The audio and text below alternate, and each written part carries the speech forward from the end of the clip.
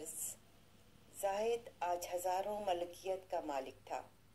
ہر طرف مال و دولت کے انبار لگے ہوئے تھے۔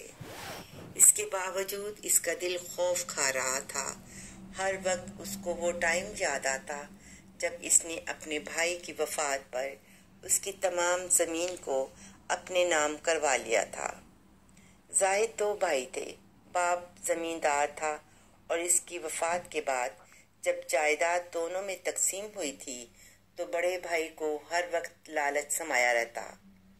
ماں جب تک زندہ رہی زاہد کو سمجھاتی رہی کہ سکون بہت بڑی بات ہوتی ہے۔ جس کا سکون دل کا اٹھ جائے وہ دن رات انگاروں پر سوتا ہے اور ہر کروٹ اسے اس آگ کا سیک سہنا پڑتا ہے، لیکن یہ باتیں اس کی سمجھ سے باہر تھیں۔ دوسرا بھائی کم پڑھا لکھا تھا۔ وہ بس اپنی زمینوں کو بڑی ایمانداری کے ساتھ چلا رہا تھا۔ یہ دونوں اپنی اپنی فیملیوں کے ساتھ اچھی زندگی گزار رہے تھے۔ ایک دن بڑے بھائی نے اسے اپنی زمین بیچنے کا مشورہ دیا کہ ہم 2 ہی تو ہیں، جو کچھ بھی ہے ہم دونوں کا ہے، تم زمینوں کو بیچ دو اور بزنس میں پیسہ لگا دو تاکہ تم بھی اچھی آمدنی بنا سکو۔ بھائی کے بچے ابھی بہت چھوٹے تھے۔ بھائی نے اس کے مشورے کو تسلیم نہ کیا اور یوں ان دونوں میں آپس میں تکرار ہونے لگی اور نوبت یہاں تک پہنچی کہ یہ ایک دوسرے سے بات نہیں کرتے تھے۔ پھر چھوٹے بھائی نے اس باتوں سے تنگ آ کر دوسرے شہر میں مکان لے لیا اور یہ گھر جو ماں باپ کی حویلی تھی اس نے اسے دے دی۔ جب تک اماں زندہ ہے تب تک یہ حویلی میں تم رہو، لیکن بعد میں اس میں سے جو حصہ ہوگا وہ مجھے مل جائے گا۔ مگر اس نے اس مکان کو بھی خیر بات کر دیا تھا کہ میں اپنی زندگی کو سکون سے گزارنا چاہتا ہوں۔ ایک دن اس کا بھائی گھر سے باہر نکلا تو کار ایکسیڈنٹ سے وہ جاں بحق ہو گیا۔ بس پھر کیا تھا، اس نے یہ تمام جائیداد اپنے نام کروا لی۔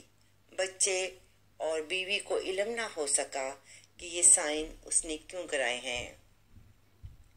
ماں بھی ان پڑھ تھی۔ جس طرح بڑے بیٹے نے کہا ویسے ہی ماں نے کیا۔ اسے کیا معلوم تھا کہ ان یتیم بچوں کے ساتھ زیادتی ہو رہی ہے۔ کہتے ہیں ضمیر کا بوجھ انسان کو مرتے دم تک ستاتا ہے۔ اس کے بچے اور اس دولتوں کے چکر میں برائیوں میں پڑ گئے تھے۔ بیوی 2 سال قبل اس کی مر گئی۔ ادھر یہ یتیم بچوں کا 25 سال تک اس نے کبھی بھی نہیں پوچھا تھا کہ وہ کس حال میں ہیں۔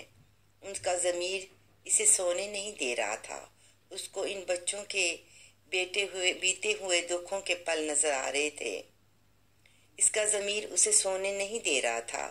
اس کو ان بچوں کے بیتے ہوئے دکھوں کے پل نظر آ رہے تھے کہ بھائی ہو کر میں نے ان کا خیال نہیں کیا اور جو بڑا ظلم کیا ہے ان کی جائیداد اپنے نام کر کے خود کو امیر بنا لیا اور وہ بچے در بدر کی ٹھوکریں کھاتے رہے، اور آج اس کروڑوں جائیداد کی وجہ سے میرے بچے غلط سوسائٹی میں پڑ گئے ہیں۔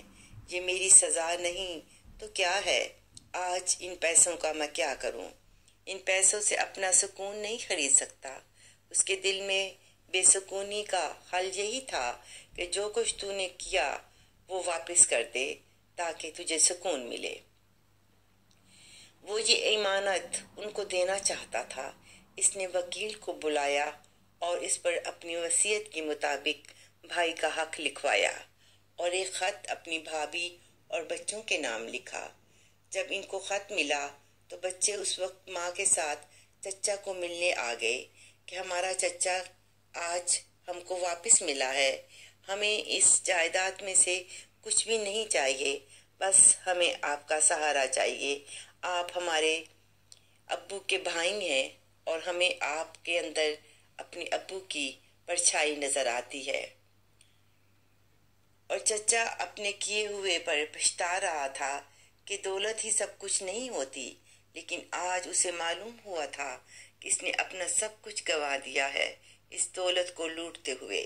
اسے آج ان بچوں سے سکون ملا تھا جو اسے اپنے بچوں سے نہیں ملا تھا۔